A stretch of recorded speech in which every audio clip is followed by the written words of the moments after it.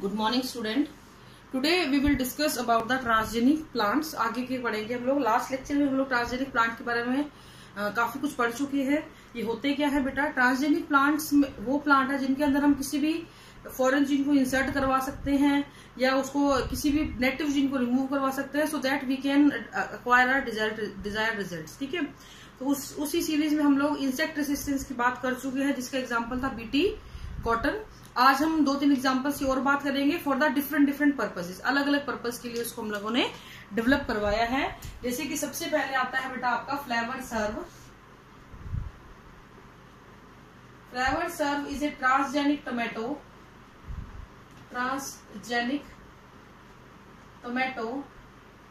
इस transgenic tomato की क्यों बनाया गया बेटा? ये जो आपका नॉर्मल टोमेटो होता था ना बेटा,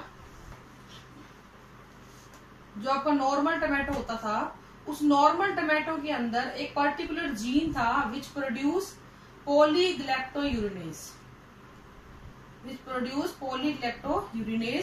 दिस पॉलीग्लैक्टोयूरिनेज जो था ये सेल वॉल को ब्रेक कर देता था, टमाटर की सेल वॉल को ब्रेक कर देता था और टमाटर की जो सॉफ्टनिंग थी उसको प्रमोट करता था। And promote the softening of the plant, promote softening of fruit tomato. ठीक है, फ्रूट ही होता है ये प्लांट का। तो इस वजह से क्या होता था, आपका जो टमाटर है वो बहुत जल्दी गलना शुरू हो जाता था। तो ये जो गलन है इसको रोकना, इसकी वजह से क्या होता था, आपका पोस्ट हार्वेस्ट लॉस बहुत ज्यादा बढ़ जाता था। यानी कि पोस्ट हार्वेस्ट लॉस क्या होता है बेटा, कि आपने फसल को खेतों में से निकाल लिया, उसके बाद जो नुकसान आपको हो रहा है वो पोस्ट हार्वेस्ट लॉस कहलाता है। तो इस प्रोसेस की वजह से आपका पोस्ट हार्वेस्ट लॉस क्या हो गया था, काफी हद तक बढ़ गया था। तो हम लोगों ने क्या किया, हमने इस जीन को ही रिमूव करवा दिया। यानी कि नॉर्मल टमाटो के अंदर से जीन रिमूव कराया तो ये जो एंजाइम था ये भी फॉर्म नहीं हुआ और हमें क्या मिला, फ्लेवर सर्व मिला। और ये टमाटो जल्दी से गलता नहीं था। इसकी जो नॉन अवेलेबिलिटी ऑफ जीन थी, इसकी वजह से आपका टमाटर में जो रोटिंग की थी या गलने की जो थी या जो सॉफ्टनिंग की जो प्रॉपर्टी थी वो धीरे धीरे क्या हो गई, खत्म हो गई, क्योंकि सेल वॉल डिग्रेड नहीं हो पा रही थी। बाकी सारी की सारी चीजें यूं की यूं थी।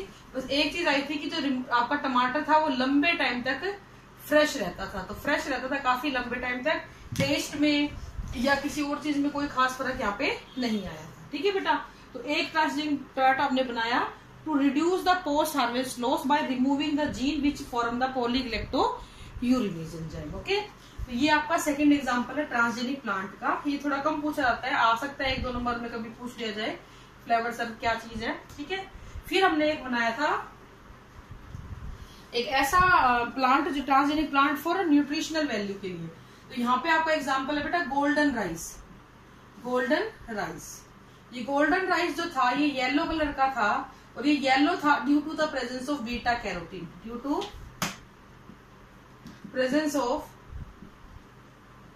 Beta carotene. ठीक है, बीटा कैरोटीन की प्रेजेंस की वजह से कैसा था, ये थोड़ा सा येलो कलर का आपको नजर आता था। And this beta carotene is the inactive form of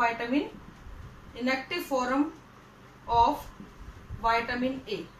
तो गोल्डन राइस तो एक नॉर्मल राइस के अंदर बीटा कैरोटीन का जीन डाल के इंसर्ट करके बनाया गया था, so that we can have the vitamin A. और विटामिन ए जो था ये क्या था, ये जरूरी था हमारी आईज के लिए। तो रेटिना ऑफ आईज के लिए बहुत इंपॉर्टेंट था, इसीलिए इस गोल्डन राइस को डेवलप किया गया। तो ये एक एग्जाम्पल है आपका। इसके अलावा बीटी टोबैको भी यूज किया गया, बनाया गया। बीटी टोबैको तो आप समझ ही जाओगे, जैसे वो आपका बना था, बीटी कॉटन बना था, in the same way it was formed. Okay, now the important one is here, that is the paste resistant gene. Paste resistant in the transgenic plant. हमने पेस्ट से कैसे बचाया अपने प्लांट को? पेस्ट रेसिस्टेंस इन transgenic plant. अब मैं आपको इसका बताऊंगी कि इसमें होता क्या है। इसमें होता क्या था बेटा, आपका जो प्लांट था broad leaf plant like tobacco, मैं हेडिंग मिटा रही हूँ थोड़ी देर के लिए, थोड़ा सा।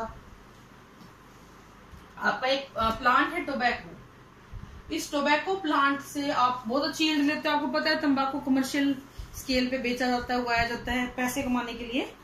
इस टोबैको प्लांट में एक सोयल निमेटोड था, जहां पे ये उगती थी ना, वहां से एक सोयल निमेटोडा नेम्ड मिलेडोगाइनी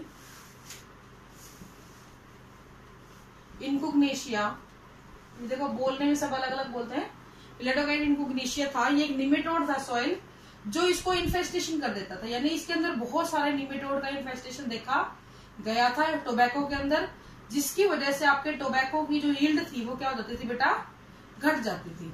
तो अब हम क्या करें, अब हम क्या कर सकते हैं, हम इसको बढ़ने ही ना दें, ठीक है। तो जो आपकी ये जो नेक्स्ट टेक्निक थी, इसको हमने क्या किया, हमने इसके इन्फेक्शन से अपने प्लांट को बचाना था। इसके लिए दो साइंटिस्ट थे, फायर एंड मेलो, जिन्होंने 1998 में एक टेक्निक सुझाई, जिसको हमने बोला था silencing of mRNA, which is the base of this process, या फिर इसको हम लोग RNA इंटरफेरेंस भी बोल देते थे, RNA इंटरफेरेंस भी बोल देते थे। इसका मतलब क्या था, हम लोग ये जो टेक्नोलॉजी है ना, ये जो दोनों चीजें हैं, ये सभी यूकैरियोट्स के अंदर पाई जाती हैं टू प्रिवेंट द इन्फेस्टेशन, किसी भी प्रकार के इन्फेस्टेशन को रोकने के लिए यूकैरियोट्स में मिलते हैं। इसी टेक्नोलॉजी को यूज किया गया।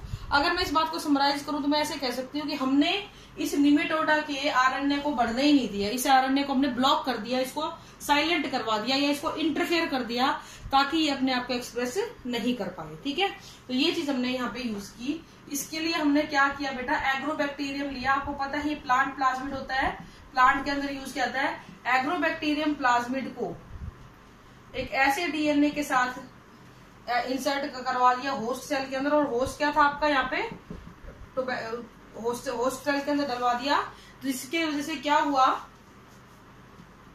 आपने निमेटोड के अंदर डलवा दिया, तो आपका जो होस्ट सेल थी उसके अंदर ये वाला जो डीएनए का पीस था, ये दोनों डीएनए स्टैंड अपने आप को की कॉपी बनाते थे एमआरएनए की, यानी कि ये एंटी सेंस स्टैंड भी बनता था एमआरएनए में, और सेल स्टैंड भी अपने आप को फॉर्म करता था। तो इस तरीके से आपको बेटा डबल स्टैंडर्ड आरएनए मिल जाते थे। तो क्या हुआ, हमने एग्रोबैक्टीरियम को एक ऐसे डीएनए के साथ इंसर्ट करवाया होस्ट सेल के अंदर, जो डीएनए अपने दोनों स्टैंड को ही एमआरएनए में कन्वर्ट कर रहा था। तो आपको डबल स्टैंडर्ड आरएनए यहाँ पे मिल जाता था। अब इस डबल स्टैंडर्ड आरएनए से क्या होगा वो मैं आपको बताती हूँ। इस डबल स्टैंडर्ड आरएनए को हम लोग